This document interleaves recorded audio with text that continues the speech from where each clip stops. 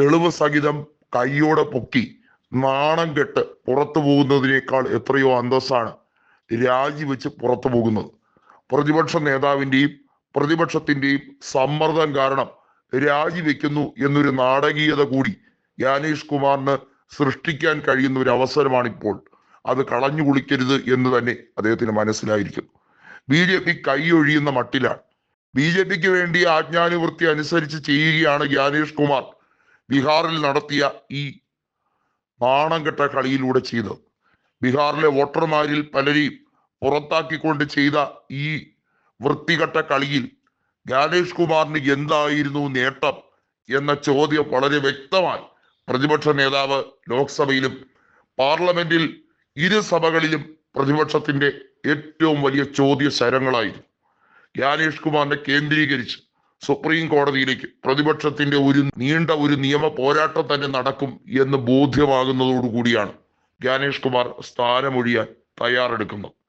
നമുക്കറിയാം, സുപ്രീം കോടതി കൂടി തെരഞ്ഞെടുപ്പ് കമ്മീഷനെ ചുരുട്ടിക്കെട്ടിയാൽ വലിയ ബുദ്ധിമുട്ടിലായിരിക്കും.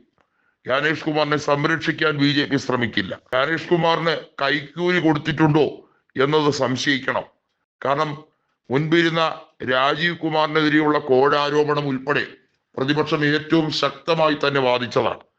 പ്രതിപക്ഷത്തിന്റെ ആരോപണങ്ങളെ സുപ്രീം കോടതി പല കുറി ന്യായീകരിക്കാൻ അല്ലെങ്കിൽ അത് അർത്ഥവത്താകുന്ന സാഹചര്യമാകുമ്പോൾ അതിനെ തടയിടാൻ പ്രതിപക്ഷത്തിനെതിരെയും സുപ്രീം കോടതിക്കെതിരെയും മറുപടി പറയിപ്പിക്കാൻ BJP നടത്തുന്ന മറ്റൊരു കളിയുണ്ട്. അതായത് കൃത്യമായി പറഞ്ഞാൽ മഹാഭാരതത്തിൽ എങ്ങനെയാണോ ശിഖണ്ഡിയെ മുൻനിർത്തി കൃത്യമായി ഭീഷ്മരെ അമ്പെയ്ത് വീഴ്ത്തിയത്, ഭീഷ്മരെ വധിച്ചത്, അത്തരത്തിലൊരു നാണം കെട്ട കളിയാണ് രാഷ്ട്രപതിയെ മുൻപിൽ നിർത്തിക്കൊണ്ട് ചെയ്യുന്നത്.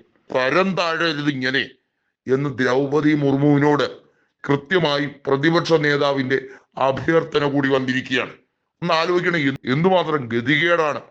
രാഷ്ട്രപതി ദ്രൗപദി മുർമുവിന് സ്വന്തം നിലയും വിലയും മറന്ന് പരമാധികാരത്തിന്റെ പേരും പറഞ്ഞുകൊണ്ട് സുപ്രീം കോടതിയെ കയറി ചൊറിയാൻ ചെന്നത്.